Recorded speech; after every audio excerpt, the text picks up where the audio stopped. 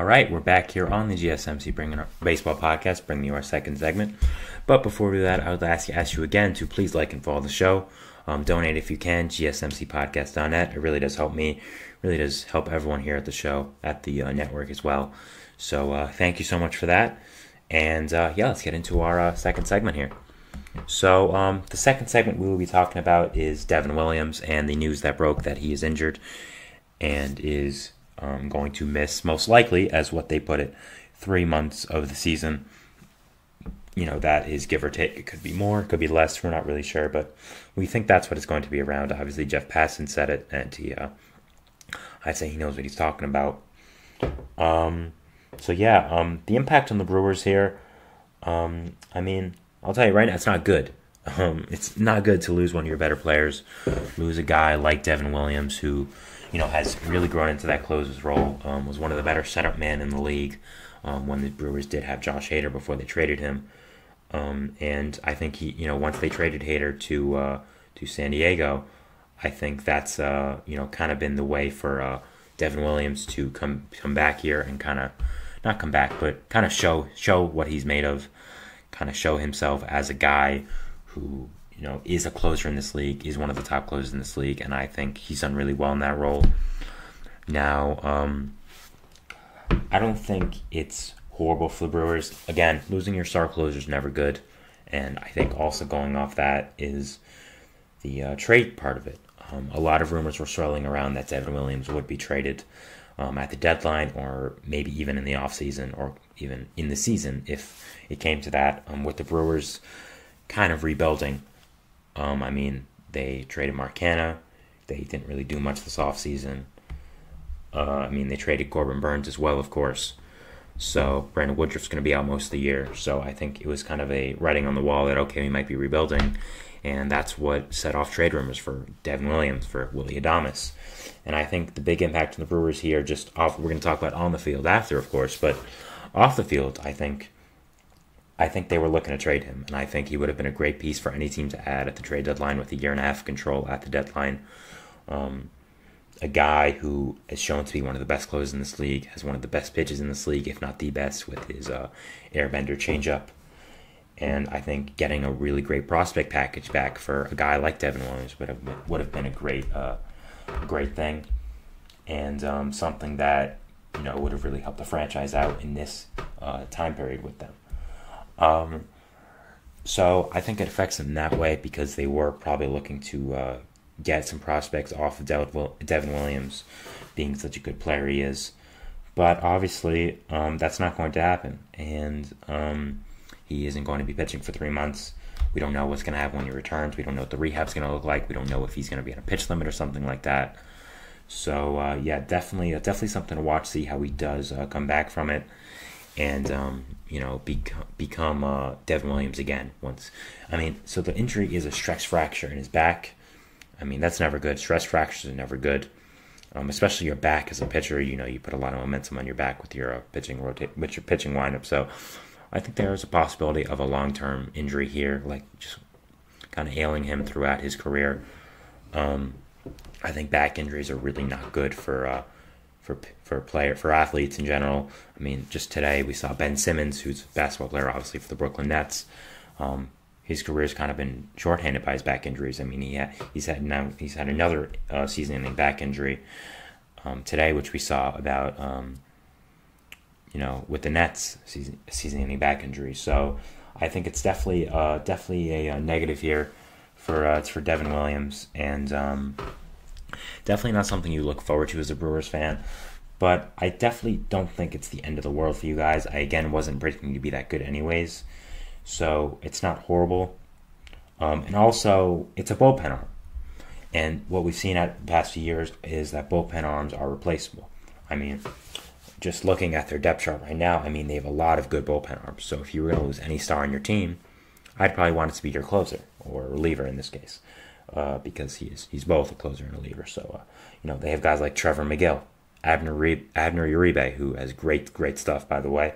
DL Hall, I don't think they'll be using him as a reliever, but if it does come to that, if he does flame out as a starter, I think that could be an option. Aaron Ashby, Hobie Milner, Joel Pampas, Payampa, sorry, and Brian Hudson. Like, these guys are all good relievers that could definitely fill in with the Devin Williams role. And I think one thing about smart organizations like this, like the Brewers, is that you can always find good relievers. You can always make some starter, some guy who kind of failed in his role, to be a good reliever. Relievers aren't that hard to find. So I think if you're going to lose anyone who's kind of notable in your team, you'd rather it be Devin Williams than a guy like William Contreras or Christian Yelich or a Willie Adames, someone like that, Sal Frelick. So it's not the end of the world for the Brewers, but again, I just think it's another thing that's showing me I don't think they're going to be very good. Overall, I'm not a fan of this team. Their ace right now is Freddie Peralta, who is a fine pitcher. I know a lot of people have him as a breakout candidate now, but I'm just not really buying into that yet. And after that, even if he does become a breakout candidate, let's say, you only really have Wade Miley after him, and then kind of some question marks. Guys like DL Hall, who I mentioned before, as someone you're going to rely on as a starting pitcher after trading Burns. Jacob Junis, Colin Ray, Robert Gasser, Joe Ross, Jansen Junk. Like, these guys are not real starting pitchers, guys that you can fully rely on. So I wasn't really high on the Brewers anyways, and I think this just takes my my negative feelings on this team right now to a different aspect. So not a fan of the team right now, and this Devin Williams injury doesn't really help them. And again, I think the trade situation as well, I think they were probably going to trade him sooner rather than later anyways, but I think that does affect it. I think we're maybe looking at a next offseason trade candidate now. I don't think anyone's going to trade for him at the deadline after being hurt.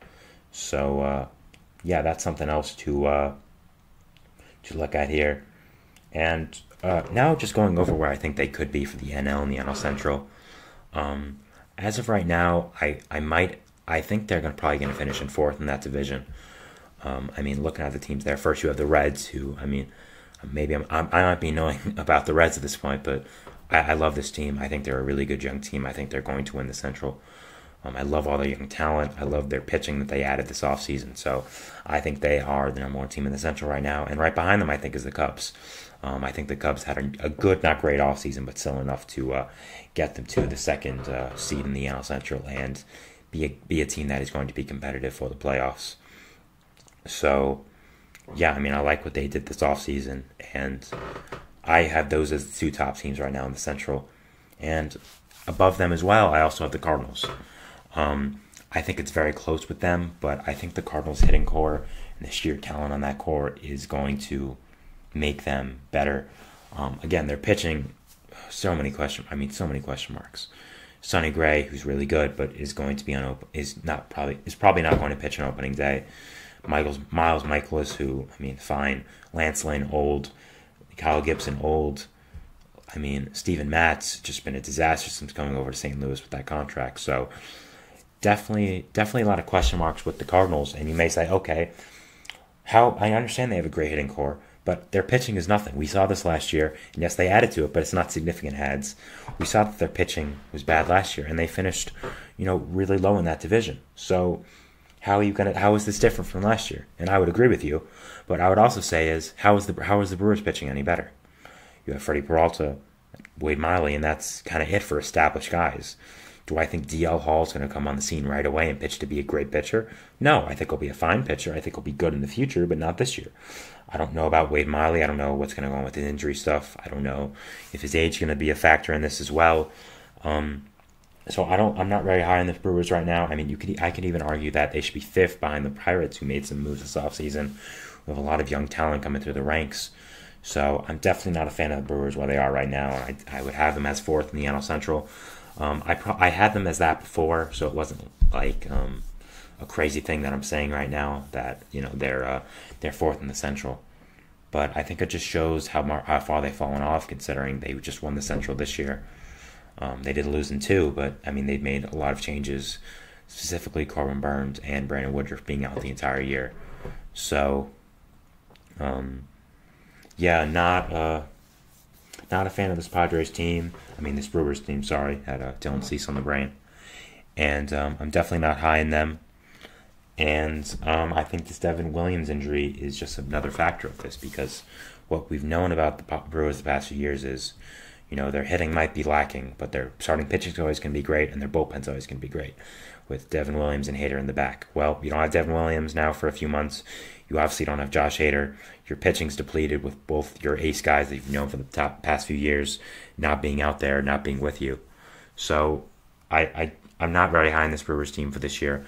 I think they have a nice future. I think you have building blocks there like Jackson Chourio, of course, Sal Frelick, William Contreras. Christian Yelich is always going to be there, of course. So I think there's a lot to look forward to in the future with this Brewers team. But right now, I'm just not a fan, and I don't think there's much that can do to change that. So definitely not high in them. Definitely not expecting them to make the playoffs. Again, fourth in the Central right now. Maybe even a top five bottom team in the NL. I mean, as right now, the teams I would only say are worse are probably the Marlins, the Nationals. I'd also say the Pirates, of course, are worse, and the Rockies, of course, are worse. But, I mean, that's really it. I mean, you can even argue the Marlins are better with their pitching. So, not a fan of the Brewers this year. Devin Williams' injury doesn't help. And, maybe I'll be proven wrong, and we'll see that they're not going into a rebuilding phase, and it's more of a retooling, and they're going to compete. But we'll see until then. And, that's my thoughts on the Brewers and the Devin Williams injury. So, that's our second segment here. We're going to go to our third segment, which is going to be about Adam Duvall and him heading back to Atlanta. But first, we're going to go to a break here before that, and we'll talk about it after that. So thanks. See you after that. Bye.